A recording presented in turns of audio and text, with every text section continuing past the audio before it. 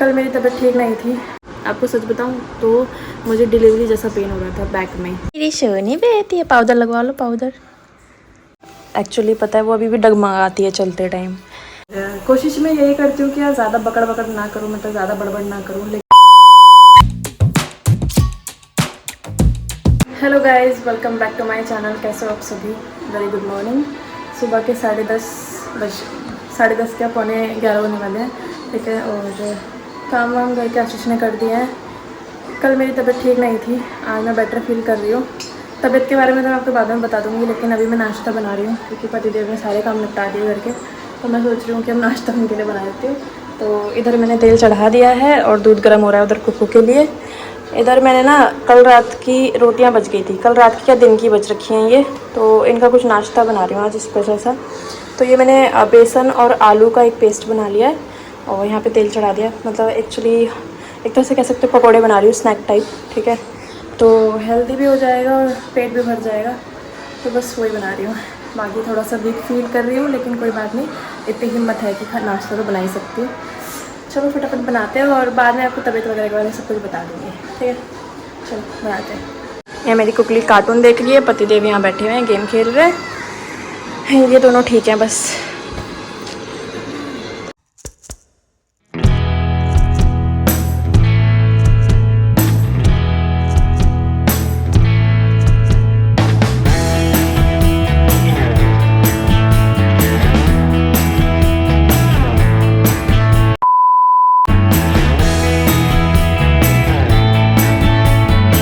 A few moments later. Afternoon guys, अभी मैं free हो चुकी हूँ सारे काम करके, ठीक है।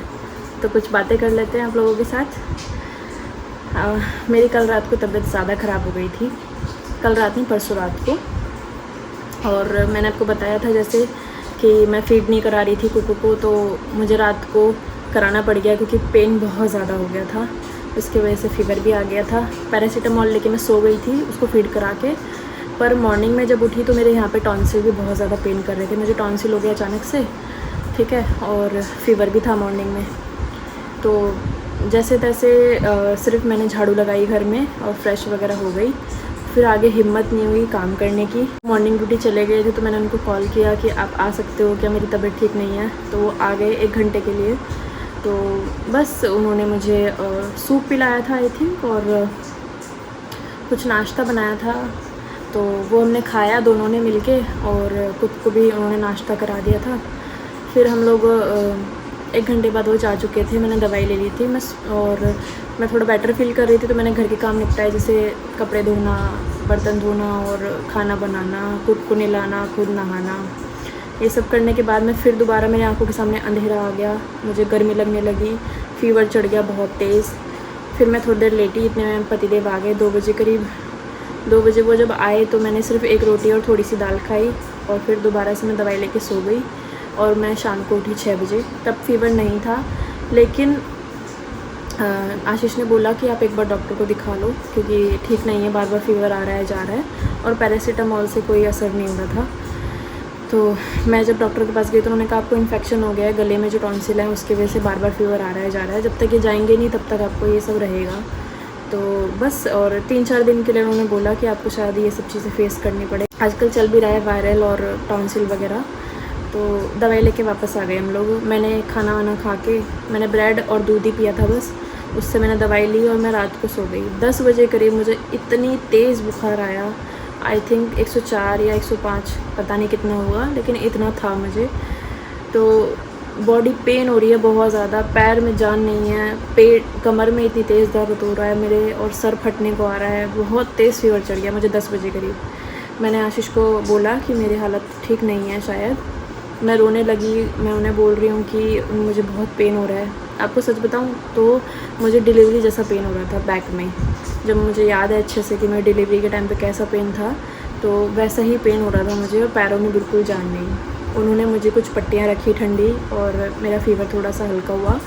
फिर वो मुझे 11 बजे करीब वो मुझे अंदर ले गए एयरफोर्स हॉस्पिटल में। वहाँ पे जाके उन्होंने मुझे थोड़ी देर के लिए एडमिट करा, मतलब उन्होंने मुझे पैरासीटामॉल दी, वो भी हैवी वाली, और उन्होंने बोला आधे घंटे वेट करते हैं, अगर फ़ीवर उतर जाता है तो बहुत अच्छी बात है, क्योंकि वहाँ पे भी पता लगा कि मुझे 101 बुखार था वहाँ पे भी जब हम पहुँचे, ठंडियाँ पट्टियाँ रखने के बाद भी।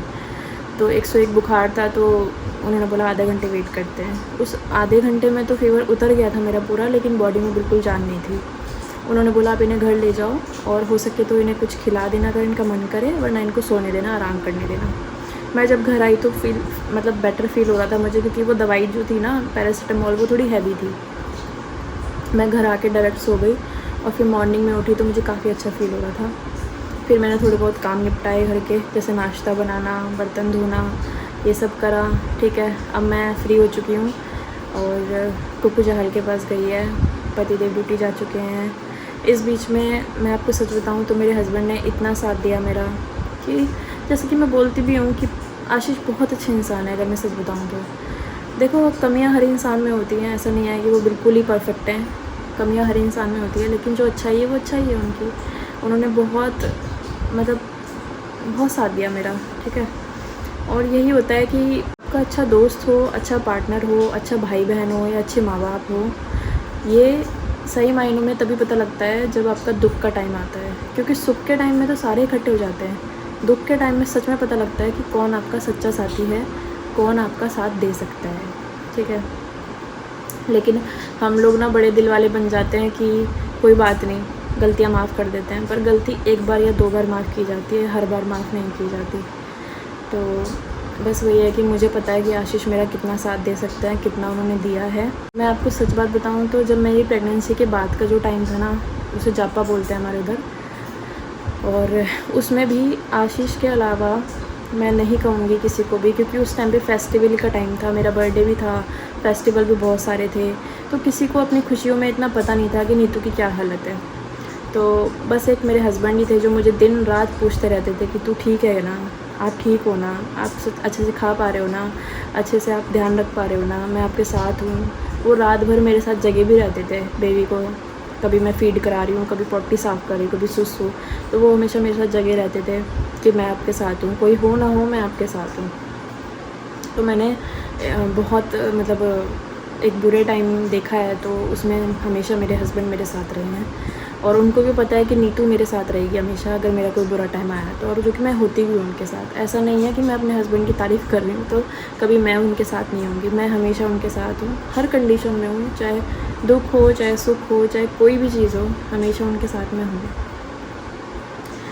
तो बस अभी, और हाँ, मेरी जो मम्मी हैं वो, क्योंकि लास्ट टाइम भी 1 महीना पहले इन्हीं दिनों के बीच में, जुलाई का एंड चल रहा था, तब मुझे वो दस्त वगैरह लग गए थे, लूज़ मोशन और उल्टी और फीवर वो हुआ था, और सेम यही दिन में मुझे फिर से दोबारा से ये प्रॉब्लम आ गई फीवर वाली।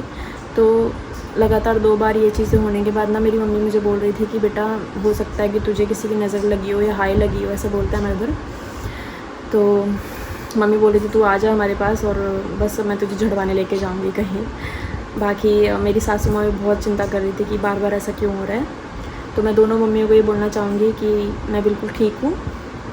दोनों मम्मियाँ पता है क्यों चिंता करती हैं, क्योंकि मैं उनकी इकलौती हूँ, मैं अपनी मम्मी की इकलौती बेटी हूँ और मैं अपनी सासू माँ की इकलौती बहू हूँ, तो इसलिए वो दोनों बहुत ज़्यादा चिंता करती हैं। पर चिंता वाली कोई बात नहीं है, मैं ठीक हूँ बिल्कुल, ठीक है। बाकी अपने हस्बैंड की जितनी तारीफ़ करूँ उतनी कम है। वो इस चीज़ में बहुत अच्छे हैं कि वो मेरे दुख को बहुत अच्छे से समझ जाते हैं कि हाँ ये दुख में है तो मुझे इसका कैसे करना है। और ऐसा नहीं वो मेरे लिए हैं, वो अपनी फैमिली के लिए भी ऐसे हैं, वो अपनी बहनों के लिए भी ऐसे हैं, सबके लिए वो ऐसे ही हैं, इक्वल प्यार करते हैं वो सबको। बस ऐसे इंसान बहुत कम मिलते हैं। अगर मैं आपको सच बताऊँ तो हमारी जो कास्ट है ना, उसमें औरत को पैर की जूती मानते हैं। मतलब आज भी अगर मैं गाँव की बात करूँ तो पैर की जूती माना जाता है। शादी जब करवाई जाती है तो ये सोचा जाता है कि वो सिर्फ सास ससुर की सेवा करने के लिए आएगी, उसके खुद के ख्वाब वो तोड़ देना चाहती, मतलब तोड़ दे, बस सेक्रीफाइस और एडजस्ट करने ही आए बस। और मैं क्या बताऊँ, मतलब आदमी बहुत कम मिलते हैं ऐसे जो औरत की इज़्ज़त करते हैं, रिस्पेक्ट देते हैं उनको, खासकर रिस्पेक्ट, प्यार तो मैं नहीं कहूँगी, रिस्पेक्ट जो देते हैं ना औरत को कि हाँ तेरे सपने भी उतने ही हैं जितने मेरे हैं, मैं बराबरी का हक़ तुझे दूँगा और बराबरी की चीज़ तुझे करने दूँगा। और माँ बाप क्या हैं, माँ बाप तो तेरे भी हैं, तू भी छोड़ कर आई है, तो वो समझने वाली चीज़ें होती हैं, वो आशीष समझते हैं, तो बहुत अच्छा फील होता है मुझे। तो और ऐसा नहीं कहूँगी कि शहरों में ऐसे पति नहीं मिलेंगे, शहरों में ऐसे लड़के हैं क्योंकि वो बाहर निकल के सब कुछ चीज़ें सीखते हैं। आशीष की थोड़ी सोच मेंटालिटी वैसी थी गांव टाइप वाली, लेकिन फिर भी जब वो बाहर निकले जॉब करने लगे सबको देखा उन्होंने कि नहीं ऐसा नहीं हो सकता, लड़की घर नहीं बैठने के लिए पैदा हुई है। तो क्योंकि औरों की वाइफें भी यहाँ जॉब करती हैं, बच्चा भी संभाल रही हैं, सब चीज़ें कर रही हैं, और एयरफोर्स में ही बहुत सारी लेडीज़ ऐसी हैं जो जॉब भी कर रही हैं, घर भी संभालती हैं, बच्चा भी संभालती हैं। तो अकेली मैं ही नहीं हूँ ऐसी, तो इसलिए आदमी की थिंकिंग बहुत ज़्यादा चेंज हो जाती है। हालांकि बहुत होगी तारीफ़ और बहुत सारी बातें भी हो गई। अभी मैं गरारे करके आई थी तो गले को थोड़ा रिलीव है, और अभी मैं थोड़ा रेस्ट कर लेती हूँ, वरना कुकू आ जाएगी तो वो करने नहीं देगी। ठीक है गाइस, मिलते हैं आपको शाम को। 1 hour later. कुकू बाहर आ जाओ बेटा। ये लड़की देखो पूरा खेलने में लगी पड़ी है। अभी नहलाया मैंने इसको, जाल के यहाँ से आई है अभी, और नहला दिया मैंने। अब इसको लेट हो गया थोड़ा नहलाने में। और हाँ, मैं एक चीज़ बता देती हूँ, कल कुकू ने पूरे दिन फीड नहीं किया था मेरा। एक्चुअली मेरा फीड बन भी नहीं रहा था क्योंकि मैंने कल ज़्यादा खाना खाया ही, टॉन्सिल की वजह से भी और वैसे भी खा नहीं पाई थी मैं ज़्यादा। तो हाँ, ये फीड नहीं कर रही है और ऐसे करके धीरे धीरे फीड छोड़ भी देगी। हालांकि थोड़ा दुख तो हो रहा है मुझे, लेकिन कोई बात नहीं, ठीक है। फीड भी कम बनेगा ऐसा मुझे, और ये छोड़ भी देगी जल्दी।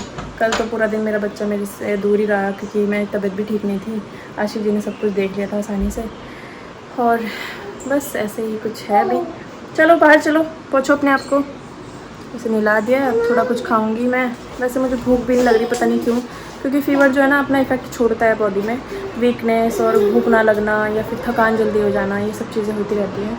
लेकिन क्या कर सकते हैं, अभी ये सब झेलना पड़ेगा 1-2 दिन और सही, ठीक है। तो चलो करते हैं अपना काम वाम। ये मेरी रानी बेटी है, मेरी सोनी बेटी है। पाउडर लगवा लो, पाउडर। ये खेलने में इतना बिजी रहती है लड़की, बहुत ज़्यादा। मम्मा को इतना परेशान करिए गुड्डू शाह। अब बनियान कौन पहनेगा अभी? कुकू पहनेगी ना बनियान। चलो ऊपर देखो मम्मा की तरफ, पाउडर नहीं देखना। लो बनियान पहनो। ऐसे मैं तैयार कर रही हूँ अब, फिर ये दूध पी के थोड़ी देर सो जाएगी, है ना कुकू? ऊपर देखो, मम्मा के मुँची दो, ऐसे खा लो। हाँ, मुँची दो मम्मा को। मेरा बच्चा तू बहुत जल्दी बड़ा हो गया बेटू। इतनी जल्दी बड़ा क्यों आ रही तू? छोटा बेबी बन जाओ पीछे, छोटा बेबी बन जाओ प्लीज। टॉफ़ी खा रही है। गाइस मैं कुकू के अभी भी मालिश करती हूँ पैरों की ना, क्योंकि एक्चुअली पता है वो अभी भी डगमगाती है चलते टाइम, तो मुझे थोड़ा डर है इसके पैरों का। इसलिए मैं मालिश कर देती हूँ इसके अच्छे से कि ये स्ट्रॉन्ग हो जाए और भी ज़्यादा। हालांकि कहते हैं कि 8 महीने या 9 महीने तक बच्चे की या 1 साल तक भी आप मालिश करो तो स्ट्रॉन्ग हो जाते हैं, लेकिन मैं इसे अभी भी कर रही हूँ क्योंकि अभी भी ना ये बहुत बार गिर जाती है, और इसके पैरों पे ना मच्छरों ने काट भी रखा है तो निशान भी पड़ जाते हैं, तो इसलिए गोले का तेल लगा देती हूँ ताकि निशान भी ना रहें ज़्यादा पैरों पे। और ये मेरी गुड्डी तैयार हो गई, और ये मज़े से करवाती भी है मालिश वैसे। गुड इवनिंग गाइस, अभी शाम के 4 बज चुके हैं, ठीक है। कुकू को सुला दिया मैंने और अभी अपने लिए गर्म पानी कर रही हूँ क्योंकि गरारे करने हैं मुझे। डॉक्टर ने बोला है कि दिन में 3 से 4 बार तो कर लूँ। थोड़े से बर्तन धोए और गर्मी इतनी लग रही है बहुत ज़्यादा, ठीक है, पसीने आ गए। तो मैं सोची थी कि ब्लॉग का एंड कर देती हूँ क्योंकि आप लोगों से बातें करते करते ना ब्लॉग इतना लंबा हो जाता है, पता ही नहीं लगता। और कोशिश मैं यही करती हूँ कि यार ज़्यादा बकड़ ना करूँ, मतलब ज़्यादा बड़बड़ ना करूँ, लेकिन पूरी बात बताने में ही इतना टाइम निकल जाता है, ठीक है। तो क्या कर सकते हैं, ताकि अच्छा भी लगता है आप लोगों से बात करके। पता नहीं कोई सुनता भी होगा कि नहीं, पर मुझे अच्छा फील होता है कि हाँ मैं अपनी मन की बातें यहाँ बोल देती हूँ। और ब्लॉग का मतलब यही होता है कि आप अपनी सारी बातें बता सकते हो, और सारी जो लाइफ में आप कर रहे हो, मतलब अपनी लाइफ में जो कुछ कर रहे हो वो सब कुछ बता सकते हो। तो बस यही था मेरी लाइफ में। और तबीयत बार बार क्यों ख़राब हो रही है ये मुझे खुद को पता नहीं चल रहा है। नज़र या हाय वगैरह को मैं मानती तो नहीं हूँ, लेकिन जब बार बार होती हैं तो चीज़ें कभी कभी माननी पड़ती हैं। और यहाँ कोई जानने वाला नहीं है जिससे मैं झड़वा दूँ, अपनी नज़र उतरवा दूँ अच्छे से। हालांकि आशीष उतार देते हैं पर उससे कोई इफेक्ट नहीं हो रहा है। पर इस बार मैं घर जाऊँगी तो इस बार ज़रूर अपने आप को मैं झड़वा के आऊँगी, क्योंकि मम्मी बोल भी रही थी मुझे। बाकी ब्लॉग का एंड कर देते हैं, मिलते हैं आपको नेक्स्ट ब्लॉग में। और वीडियो पसंद आई हो तो लाइक कर दीजिए, कमेंट शेयर ज़रूर करना, सब्सक्राइब करना मत जाना चैनल को। गाइस बाय, गुड नाइट, सब अपना ध्यान रखिए। गुड नाइट अभी बोल रही हूँ क्योंकि ब्लॉग का एंड भी अभी कर रही हूँ। Bye bye. और हो सकता है शायद ये पहला ब्लॉग है जो मैं अभी एंड कर रही हूँ, वरना सारे ब्लॉग मैं रात को ही एंड करती हूँ। Bye bye.